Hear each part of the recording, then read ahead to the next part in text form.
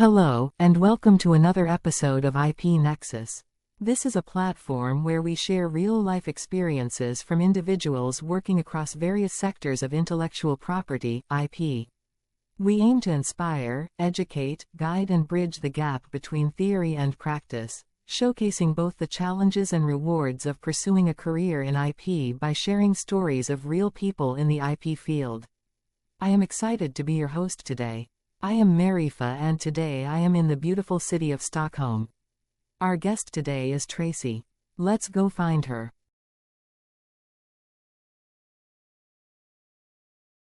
I am supposed to meet Tracy near a flower shop. I hope I got the right one. Oh, how I love Stockholm. Getting lost around here is still a pleasant situation. Oh look, there she comes. Hi Tracy. It's great to see you again after many years.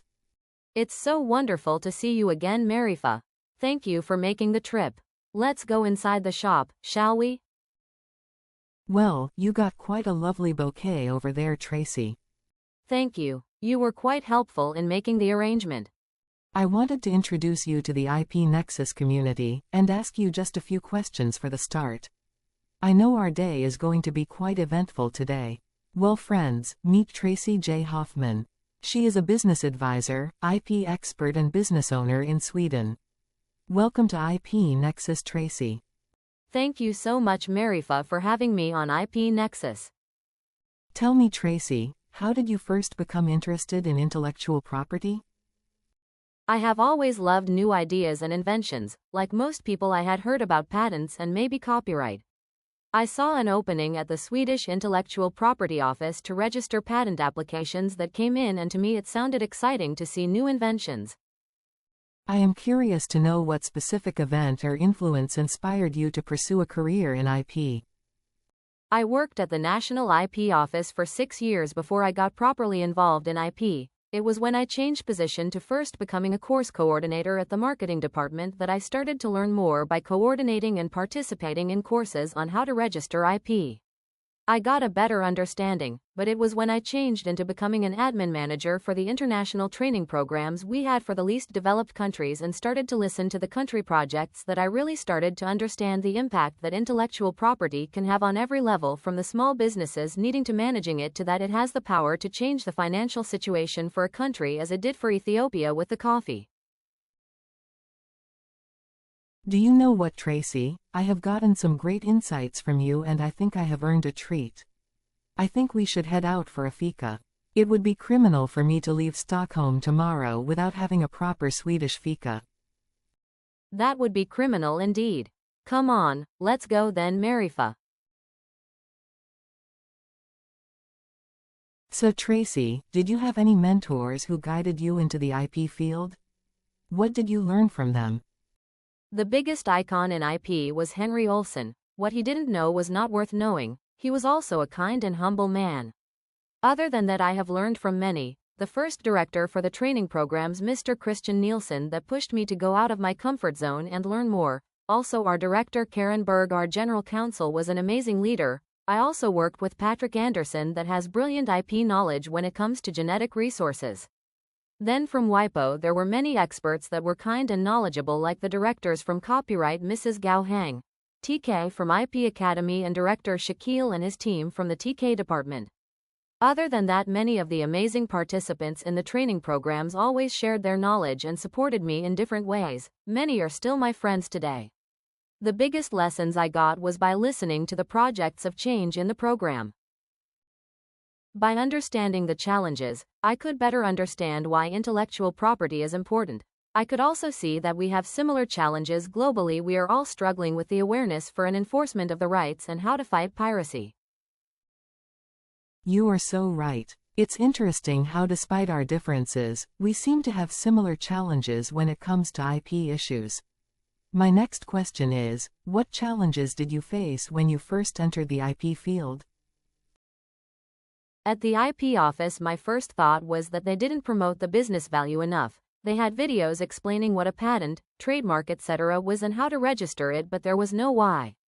When I started my own business, my first challenge was to see myself as an expert.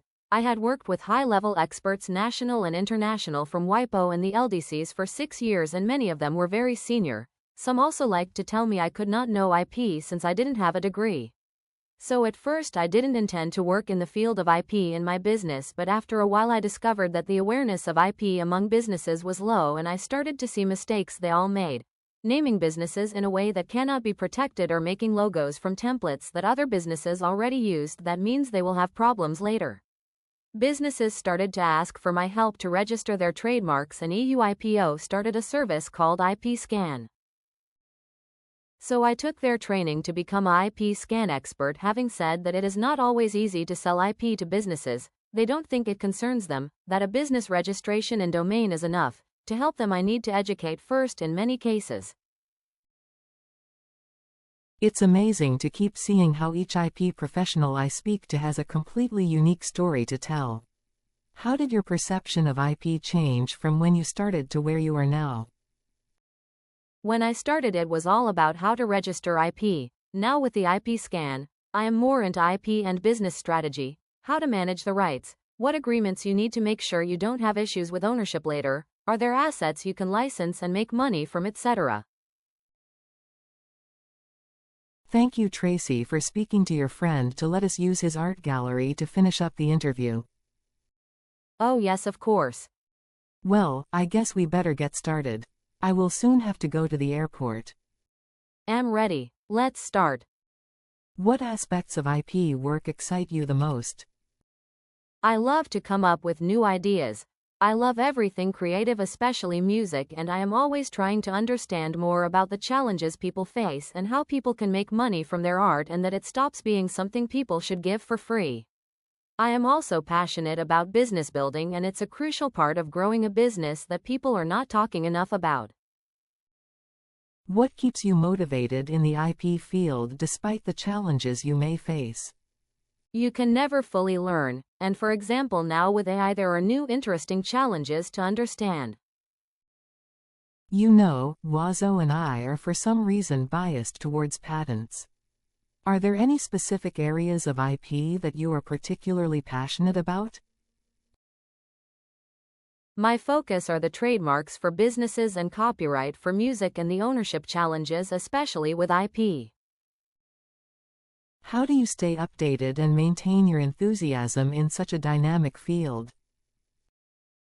EU IPO has had the IP Scan trainings, and I am on the board for a Swedish organization for small IP firms. We have 2 meetings every year with speakers, and there are some IP events between them. The IP office sometimes has events, and I follow an IP expert in Sweden called Kristina Weinicke for the Confederation of Swedish Enterprise. She has a newsletter and events. Other than that, I network with IP experts national and international online mainly. What role does creativity play in your work as an IP professional? Without creativity, there would be no IP. I am a very creative person myself, and I think it also helps when registering trademarks to find ways to express the classes you want to protect. I also believe it is easier to understand if you have a passion for new ideas. What will you say are some of the biggest achievements in your IP career so far? Being the program manager for the International Copyright Program for high officials from the LDCs was an amazing honor and achievement. Being able to work myself to that position from being an administrator with no degree, it was thanks to someone telling me that I could not do it. I had to prove them wrong. In my own business, every registered trademark is a win, and every IP Scan report I make where I have found something they need to manage to avoid a risk or sometimes a disaster feels amazing.